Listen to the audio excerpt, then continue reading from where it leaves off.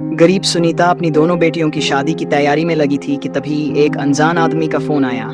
Phone उठाते ही वह बोला, बहन, तैयारी रखना, मैं शाम तक भात की रस्म निभाने आ रहा हूँ। सुनीता ने पूछा, कौन बोल रहे हो भाई? वह बोला, तुम्हारा भाई। सुनीता चौंकी, मेरा तो कोई भाई नहीं है, क्यों मजाक कर रहे हो गरीब के साथ? वह बोला, बहनों के साथ मजाक नहीं किया जाता बहन, शाम तक पहुंच जाऊंगा, मेरा विश्वास करना। इतना कहकर उसने फोन काट दिया। बड़ी बेटी नेहा ने पूछा, माँ कौन था? सुनीता बोली, नाम तो नहीं बताया, कह रहा था शाम तक भात लेकर आऊंगा। नेहा बोली, ये सब जरूर मौसी का किया धरा है, कल आप रोते हुए कह रही थी कि मेरा तो कोई भाई नहीं है, चुनरी कौन उड़ाएगा? उन्होंने सुन लिया होगा, मजाक उड़ाने के लिए किसी से फोन करवा दिया होगा। सुनीता बोली, भगवान सब देख रहा है बेटा, कोई भी मेरे साथ मजाक करेगा तो उसका हिसाब ऊपर वाला रखेगा। इसके बाद वो फिर से शादी की तैयारियों में लग गई। शादी में बस एक दिन बचा था। सुनीता की 3 संतान थी, 24 साल की नेहा, 22 साल की पूजा और 15 साल का बेटा रोहित।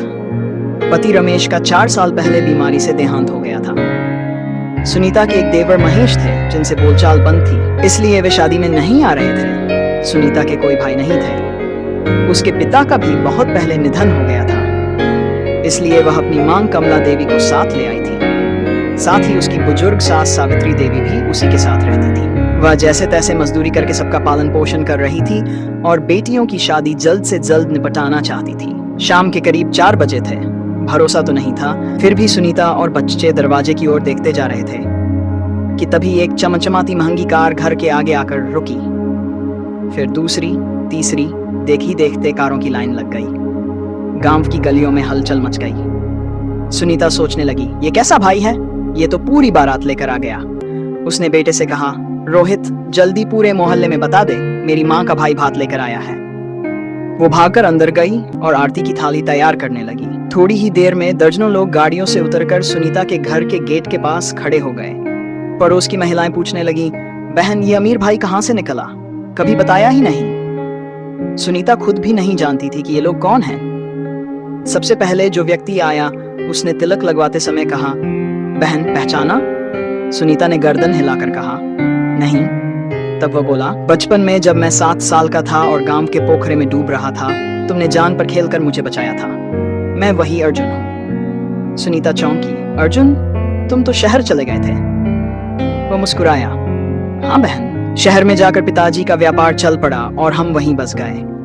मैं तो सब भूल चुका था, लेकिन पिछले महीने पापा ने याद दिलाया कि तुम्हारे ऊपर एक बड़ा इन है, इसलिए मैंने अपना आदमी भेजकर तुम्हारा पता निकलवाया।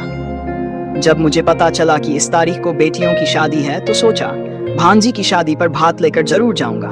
देखो समय पर आ गया। फिर उसने एक कीमती चुनरी सुनीता को उड़ाई और नोटों से भरा सूटकेस दिया जिसमें पूरे 5 लाख रुपए थे।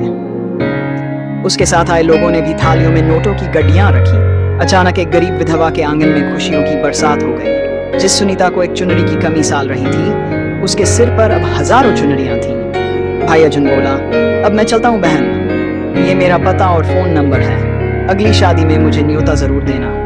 भात की रस्म के बाद एक टेम्पो आया जिसमें दहेज का सामान भरा हुआ था। जो सामान उतरा उसे देखकर सबकी आंखें फटी की फटी रह गई। इतनी महंगी चीजें किसी ने नहीं देखी थी। शादी के बाद सुनीता ने उस पैसों से एक सुंदर सा घर बनवाया, फिर भी काफी पैसा बच गया। दोस्तों, जीवन में किया गया एक निस्वार्थ कर्म सुनीता की जिंदगी को पूरी तरह बदल गया। उसकी ईमानदारी और दया का फल ईश्वर ने इतने बड़े तोहफे के रूप में दिया कि उसकी झोली खुशियों से भर गई। दोस्तों, आपको इस कहानी से क्या सीख मिली, हमें कमेंट करके जरूर बताएं। आज की कहानी में बस इतना ही। अगर आपको कहानी पसंद आई हो तो ऐसी और कहानियों के लिए चैनल पर हमारे साथ बने रहें। और हाँ, जिन्होंने चैनल को अभी तक सब्सक्राइब नहीं किया वो जल्दी से चैनल को सब्सक्राइब कर लें। मिलते हैं जल्दी ही अगली कहानी के साथ, तब तक के लिए आपसे विदा लेते हैं। धन्यवाद।